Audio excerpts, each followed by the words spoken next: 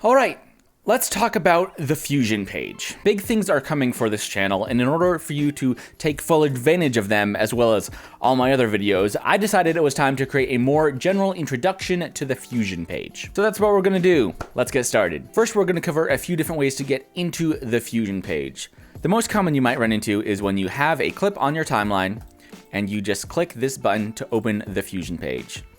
And automatically that will open the page and give you a media in node and a media out node. This media in will be the clip that you added to the timeline, and the media out is what is necessary to send whatever you do on the Fusion page back to that edit page. Option 2 is to go into your effects library, go to effects and drag the Fusion composition onto your timeline, and then you can extend that to whatever duration you want.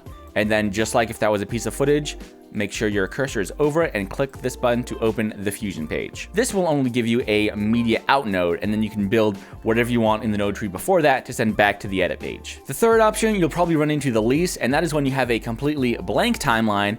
If you then click this button to open the edit page, it'll open, you will have no nodes, but if you add any node, like a simple background node, it'll add that node, but it'll also create a media out, and if you go back to your edit page, you will see that it will have created a Fusion composition for you. So for us to get started, I'm gonna drag this Fusion composition, extend it to right around 20 seconds, and then open the Fusion page. But now that we're in Fusion, let's take a quick tour and see what we have access to. If you created your Fusion composition with the same method I did, you will have this single media out, and this exists in this node viewer here. This is where you will construct and organize the node tree that will build the effect you want. Here you can move around any node, and you can also use navigation controls like your middle mouse button to drag the entire window around, or your middle and left mouse button to zoom in and out. And you can toggle this window on or off by this nodes button up here. Off, on. Next to that nodes control, you have clips. If you are on your edit page and you have multiple video clips or Fusion compositions, then when you are in the Fusion page, you can open up clips and see a representation of what is on your timeline in the edit page. And if you wanted to stop working in this Fusion composition and jump to this gameplay clip, you could just click on it and it would create a Fusion composition out of that video clip with the media in and media out. And again, you can shrink this away by clicking this clips button. Next to that, we have the effects library. If you click that, the first thing you should see is tools. These are all of the possible nodes that you can drag into the node viewer to build your effect, your node tree. You could search through this list every time to see what you want to add, but as you'll see later, we have a few different ways to access these tools. And then also in the effects library, you have Open Effects, Templates, Edit Templates, and LUTs. Open Effects and Edit Templates are primarily useful on the edit page, although you can control them and customize them in the Fusion page. And the templates in the effects library are very exciting. I have an entire video all about these. It's a collection of tons of pre-built effects that you can drag onto your node viewer and see how they were built. Some of them are really useful. There's a really simple particle system that's already built up to be a simple snow. I just used that on a video a few days ago. But really, I think these are most valuable as learning tools. I've learned so much by just going through these, dragging them onto my node viewer, and then following the node path, seeing how they were constructed. One of my favorites is in MotionVFX Radar 2. If we drag that into our node viewer and zoom out, you'll see that this is a little complex, but if we take the output of this final brightness and contrast node, pull it to our media out, then it'll pull up in our viewer, and you'll see that we have this really cool, pretty simple radar effect. And by poking around for just a few seconds, you can start to see how this was built. We'll start with this simple background node, and we'll see that that is getting affected by this brightness and contrast node, then this other brightness and contrast node that makes it this square, and then a transform that zooms out to create this pattern before this coordinate space node that bends it into this circle pattern. And as we jump ahead, we see how all these effects are just being layered on top of each other, one after another, until you get this really cool radar effect. This could honestly be an entire video in itself, just walking through how this included template was built. If you'd like to see something like that, leave a comment, I might do it.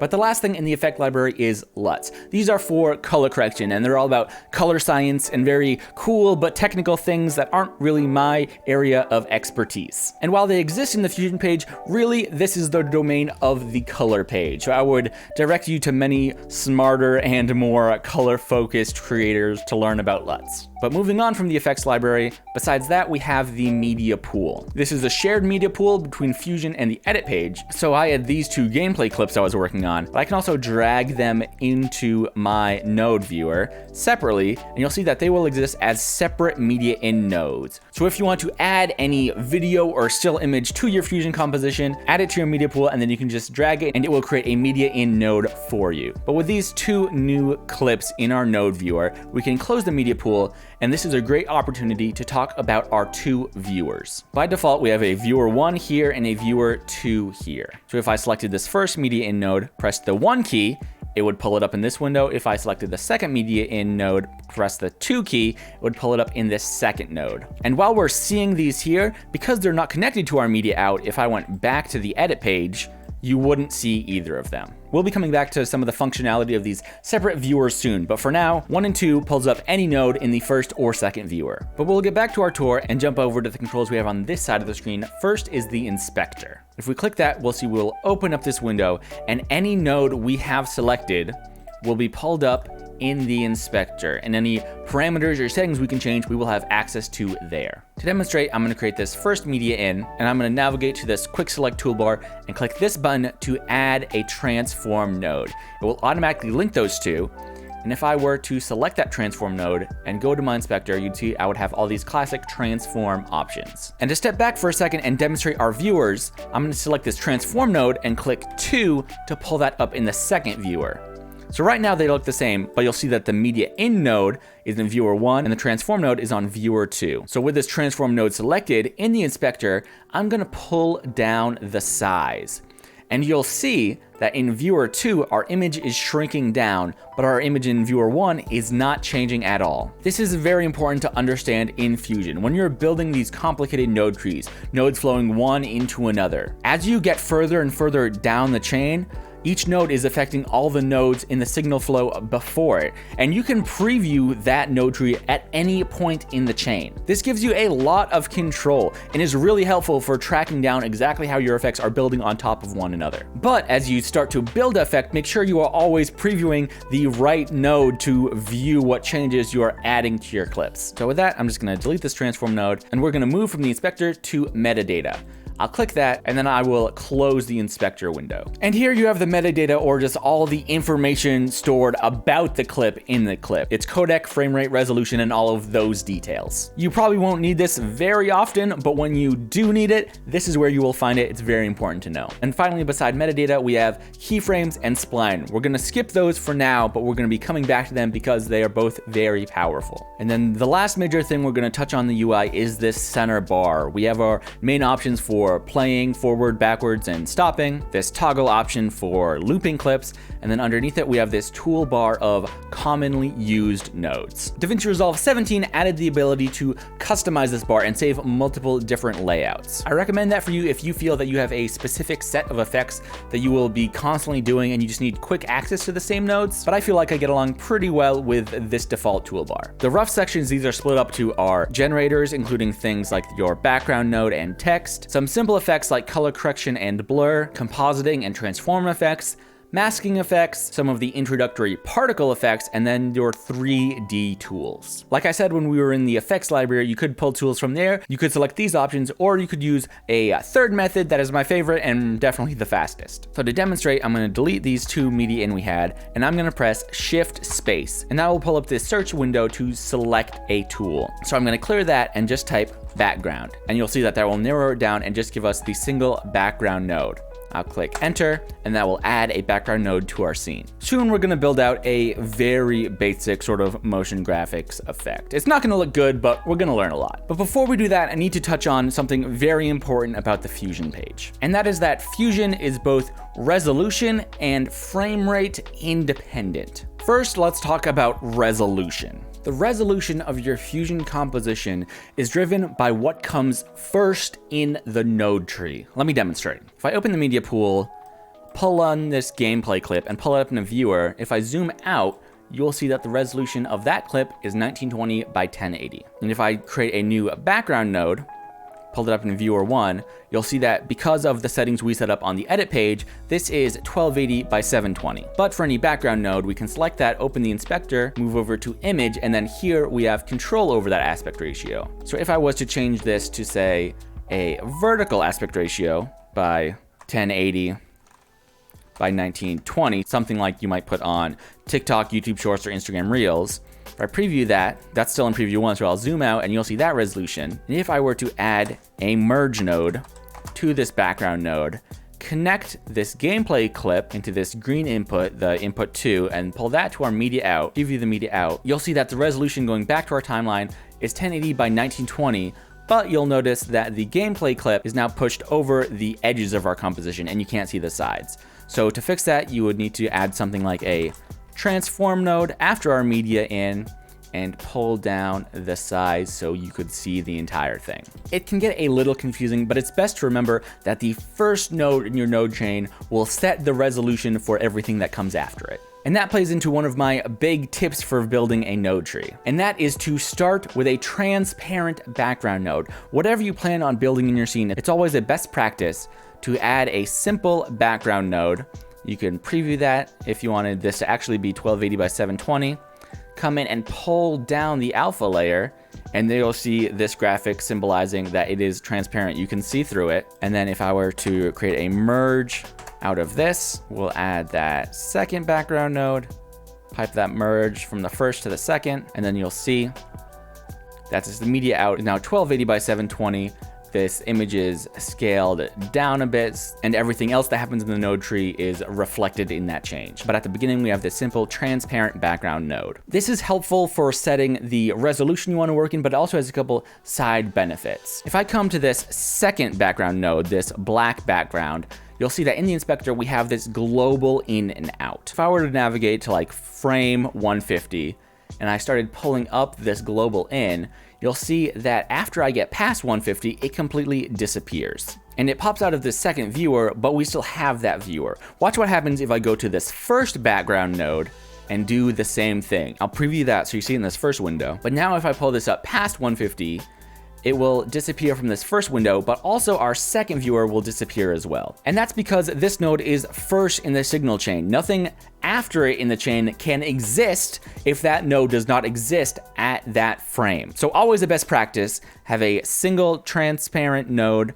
first in your signal chain and make sure your global in and out are set for the entire time you're going to be working. And now to touch on frame rate. As I said, Fusion is frame rate independent, although a better way to say it might be that Fusion only runs on frames, not time. You'll see here in our Fusion timeline that we don't have 1 second, 2 second, we only have the number of frames. And really the lesson here is that you just have to know what frame rate you're working in on the edit page and compensate. If your frame rate is 60 frames per second and you want a particular keyframed animation to take a second, then you have to tell it to take 60 frames. Normally this won't be too much of an issue, although you might run into it if you start using third-party transitions or effects, because the odds are pretty good that if those were designed to work in 60 frames a second, if you use them on a 24 frames per second timeline, the entire effect will take much longer than intended. It'll look like it's moving almost in slow motion because it was meant to play back at 60 frames a second. A little technical, but something you need to keep in the back of your mind. Okay, time to build something. And like I said before, it's gonna look bad, but we're gonna learn a lot. Let's see.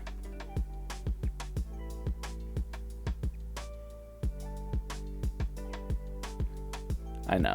There's actually a lot going on here, and I'm gonna walk through all of it, and we will learn a lot. And you can take everything you are about to learn and make something that actually looks good and is actually useful to you. So how I'm gonna do that is I'm going to open this Fusion composition we have here, and you'll see the simple node tree I set up to get this effect. And just to keep this reference for all of us, I'm going to keep this node tree here and actually rebuild a copy of it right beneath so that you can follow along as we go. And the first thing I'm going to do is click this media out. I'm going to hold shift so it disconnects, and then I'm going to drag it down here beneath, and then we're going to start building. And one thing I actually didn't do in this sample, but I'm going to do now, is our best practice, starting with a single transparent background node. So I'm going to click this button to add a background node. In our inspector, pull down this alpha control and move this to the beginning, and I'll pull that up in viewer 1. And this media out, I will make sure it's visible in viewer 2. And to help viewing as we build this, I'm actually going to take the output of this background, this gray square,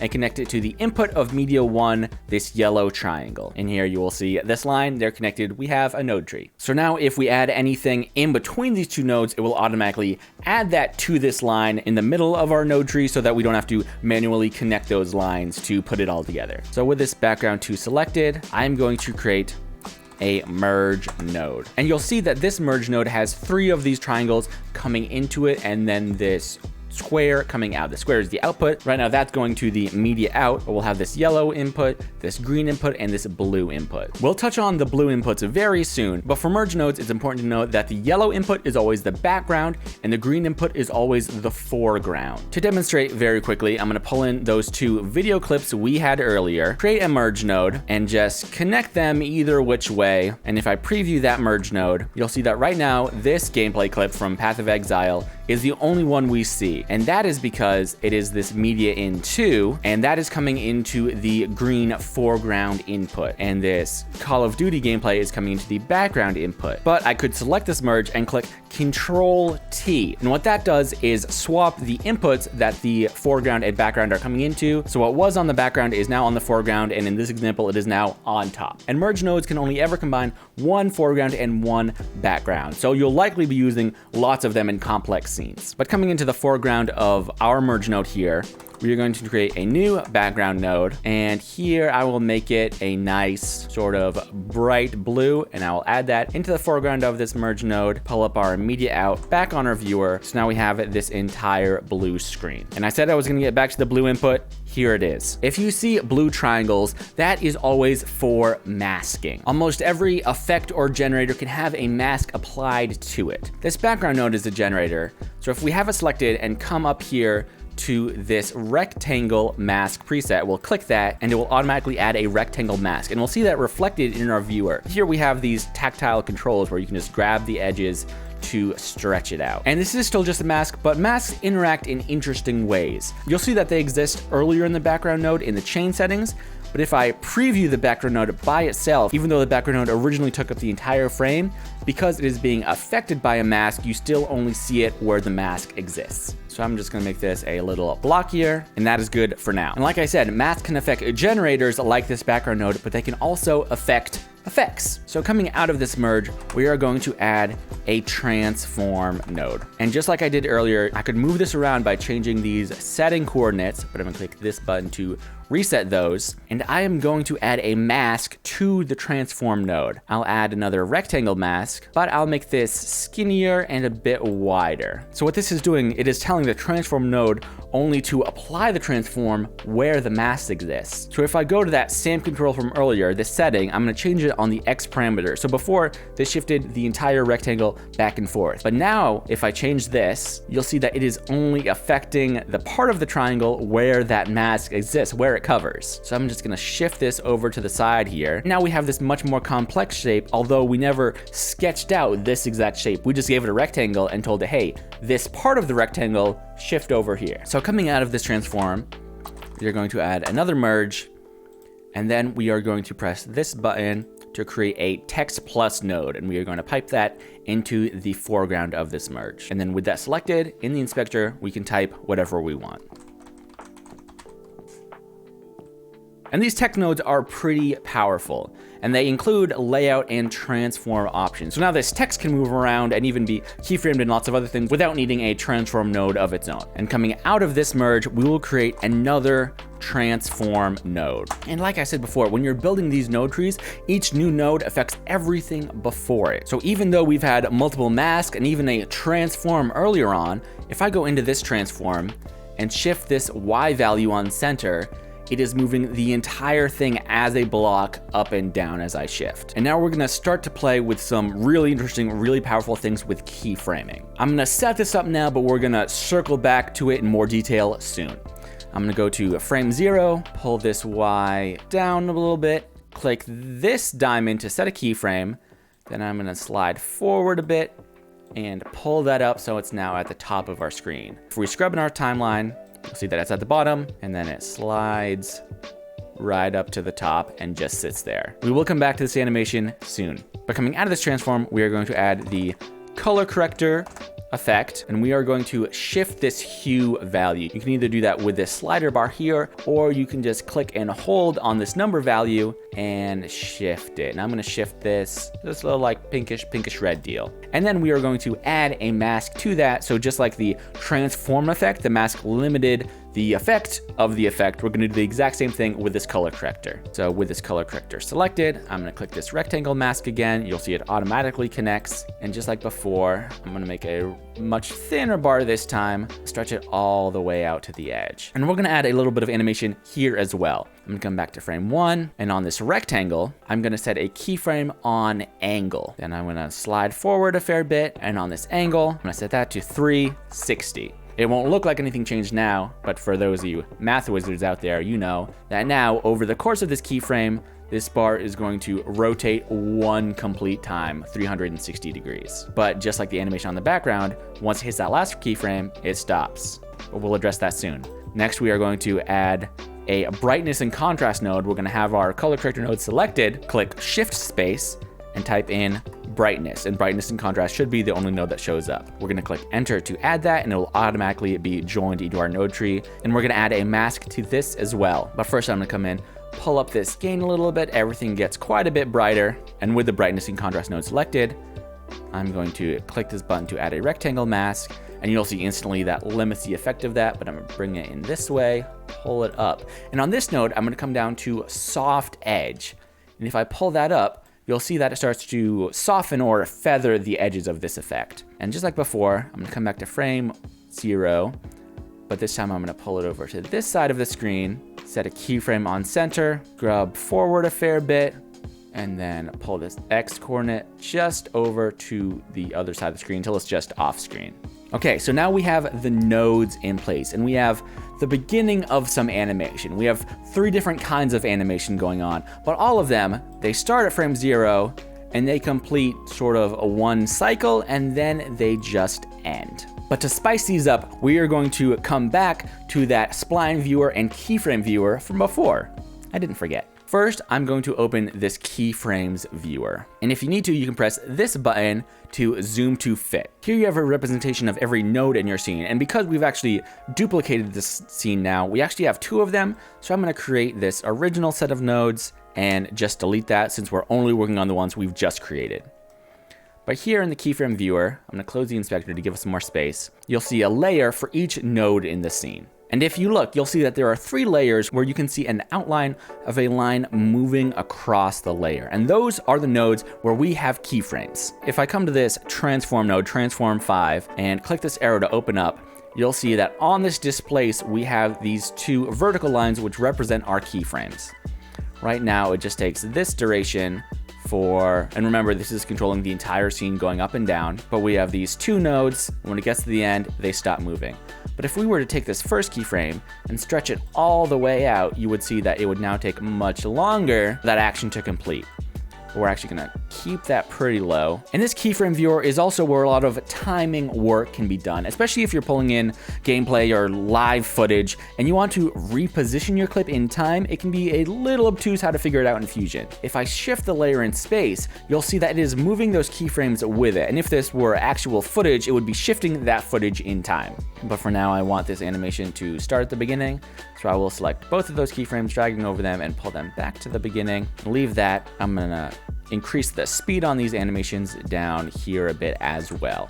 So now these 3 animations they go through, and then they just stop. But next we're gonna check out the spline viewer. This is one of my favorite parts of Fusion. When I was learning Fusion and trying to figure it out coming from After Effects, the moment a few things clicked in the spline viewer, I knew that I could create just about anything. So I'm gonna click this to close the keyframes viewer, open the spline viewer, and unlike the keyframe viewer here, by default, you should only see the nodes that have already been keyframed. And again, we can click this button to zoom to fit, and here you see a visual representation of the keyframes we've made. But another useful tool is to come to these dots up here, click those, and click Show Only Selected Tool. It'll look like everything disappears, but now if we come to that first transform node, click this button, zoom to fit again, using those same zooming controls. If we click around to these nodes, you'll see that it'll only show us the spline viewer for the node that we have selected. If you're getting into complicated scenes, this can keep things very clean and help you stay organized. But this transform node, which is shifting this entire block from the bottom to the top. Here's what you can do with the power of the spline viewer. I'm going to zoom out again, and I'm gonna drag a box to select both of these keyframes. And then I'm gonna come down to this bar down here, mouse over this icon, and click that to set ping pong. And then if I zoom out, you'll start to see what it's planning on doing here. And you'll see this as I scale in time now. It does this original motion bottom to the top, but once it hits the top, it starts moving back down to the bottom. And it will just keep ping-ponging back and forth as long as our timeline lasts. And we've set up this motion with only 2 keyframes. You don't need to go and set a keyframe at the top, then the bottom, at the top, then the bottom. This powerful tool exists right in the spline viewer. But now that we've set up this ping-pong motion, we can still edit the original keyframes. If I were to take this second keyframe and drag it out in time, you would see that each subsequent ping pong would take longer. But this also lets us add some easing. If I select both of these keyframes and I click F, it'll add a little bit of easing, and F is for flatten. It will flatten the easing curve. So now visually, this just looks a little wavy. But what this is doing in motion, if we preview, you'll see that it is going to the top. And as it gets to the top, it slows down and then slowly picks up speed as it starts to move away. Where before it was just like on the old DVD menus where it was bouncing around the corner and had all those hard edges. Here, as it reaches the top, it slows down and then gets going again. And any changes we made in easing will appear in this ping pong as well. If we grab this handle and stretch it out, you'll see that we'll get some really funky motion where it'll sit at the top for quite a bit longer, but we can undo that. That doesn't look as great. Ping pong is super cool, but there are more things we can do, and we're gonna show those off using our other animated masks. Next is this rectangle on our color corrector mask. This is the bar that is turning this blue shade more of this pink. If we zoom to fit and then scale out a bit, you'll see that these are our 2 keyframes. It rotates once and stops. So now we are going to select those 2 keyframes, and instead of ping pong, we're gonna come to this option, which is set relative. We'll click that, and then this dotted line, you'll see, now it takes that axis, it takes that angle, and just continues it on in perpetuity. So now that rotation motion we had, once we get to that last keyframe, it won't stop. It'll just keep continuing to rotate. And then finally, we're gonna select the rectangle mask on this brightness and contrast, and we want this to continue as well. And we're gonna select both of these nodes, and instead of ping pong, instead of set relative, we're gonna come down and select this set loop option. We'll click that, and if we zoom in, you'll see what's really happening here in these dotted lines is that it is continuing this first motion, and instead of ping-ponging or instead of just continuing on off the screen, once it hits the last keyframe, it is going to instantly jump back to the position of the first keyframe. So this sort of scanny bar thing we've got going on, it scans across and then it instantly jumps back so it can scan again. And again, any easing or changing the time of this would be reflected perfectly in each additional copy. And because we have this all connected to our media out, if we go over to our Fusion page, we should see what we've been building. And another important note, especially if you're not having smooth playback on the edit page, is to come up to Playback Fusion Catch Memory. This might be off for you, and if you set it to either on or auto, then whenever you have a Fusion composition, you should get this caching bar above it. It should be red by default, and slowly it'll turn to blue as the effect caches, and then it'll play back smoothly. And now that that blue bar is complete, we can go back to frame 0 and play, and we'll play this little loop we created where all the motion continues and it bounces back and forth. The bar is always spinning. This motion will just keep continuing forever. You could have made the Fusion composition as long as you wanted. I know we've covered a lot, but that is the basics. With what we've gone over today, you can create some amazing things. And we've only touched on a handful of nodes. There are upwards of 200 different ways to affect and modify and add and all sorts of things to your creations. And if you want to learn more about all of those nodes, stick around. Thanks. I'll see you next time.